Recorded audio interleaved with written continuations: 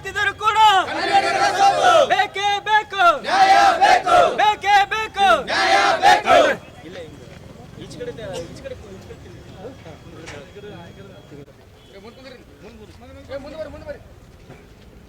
ಬೇಕೇ ಬೇಕು, ಬೆಳಗಾವಿ ಯಾವತ್ತಿದ್ದರೂ ಕೂಡ, ಬೆಳಗಾವಿ ಯಾವತ್ತಿದ್ದರೂ ಕೂಡ ಧಿಕ್ಕಾರ, ಧಿಕ್ಕಾರ. ಬೇಕೇ ಬೇಕು, ಬೆಳಗಾವಿ ಯಾವತ್ತಿದ್ರು ಧಿಕ್ಕಾರ, ಧಿಕ್ಕಾರ.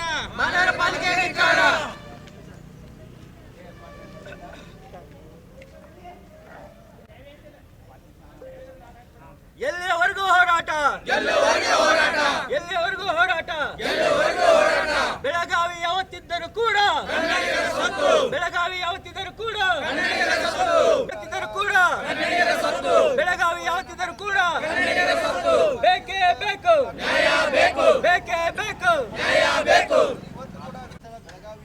ಎಲ್ಲಿಯವರೆಗೂ ಹೋರಾಟ, ಎಲ್ಲಿಯವರೆಗೂ ಹೋರಾಟ.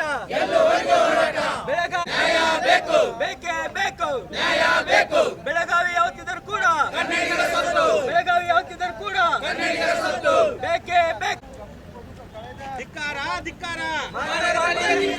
ಬೇಕೇ ಬೇಕು, ಬೆಳಗಾವಿ ಯಾವತ್ತಿದ್ದರೂ ಕೂಡ ಬೇಕೇ.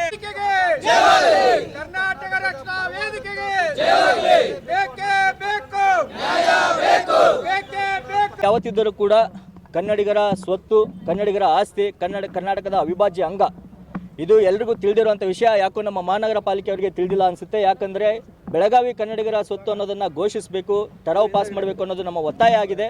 ಆದರೆ ಈ ಒಂದು ಒತ್ತಾಯವನ್ನು ನೆರವೇರಿಸೋದಕ್ಕೆ ಹಿಂದೇಟಾಗ್ತಿರುವಂಥ ಮಹಾನಗರ ಪಾಲಿಕೆಯನ್ನು ನಾವು ಖಂಡಿಸ್ತಾ ಇದ್ದೀವಿ. ಇವತ್ತು ಮಹಾನಗರ ಪಾಲಿಕೆಯನ್ನು ಸೂಪರ್ ಸೀಡ್ ಮಾಡಬೇಕು. ಇವರು ಕನ್ನಡಿಗರ ಭಾವನೆಗಳಿಗೆ ಧಕ್ಕೆಯನ್ನು ಉಂಟು ಮಾಡಿದ್ದಾರೆ. ಹಾಗಾಗಿ ಮಹಾನಗರ ಪಾಲಿಕೆಯನ್ನು ಸೂಪರ್ ಸೀಡ್ ಮಾಡಬೇಕು ಅಂತ ನಮ್ಮ ಇವತ್ತು ಒತ್ತಾಯ ಆಗಿದೆ.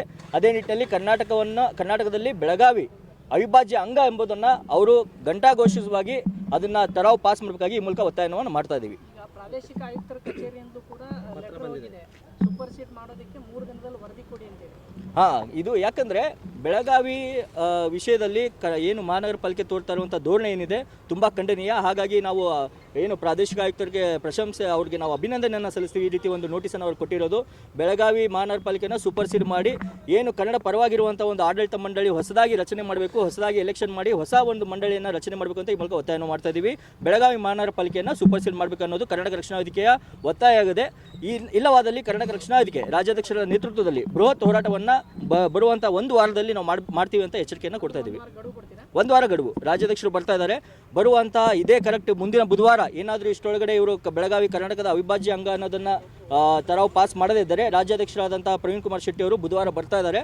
ಒಂದು ಉಗ್ರವಾದ ಹೋರಾಟ ಬೆಳಗಾವಿ ಮಹಾನಗರ ಪಾಲಿಕೆ ಮುಂದೆ ನಡೀತಿದೆ ಅಂತ ಈ ಮೂಲಕ ಎಚ್ಚರಿಕೆಯನ್ನು ಕೊಡ್ತಾ ಇದ್ದೀವಿ.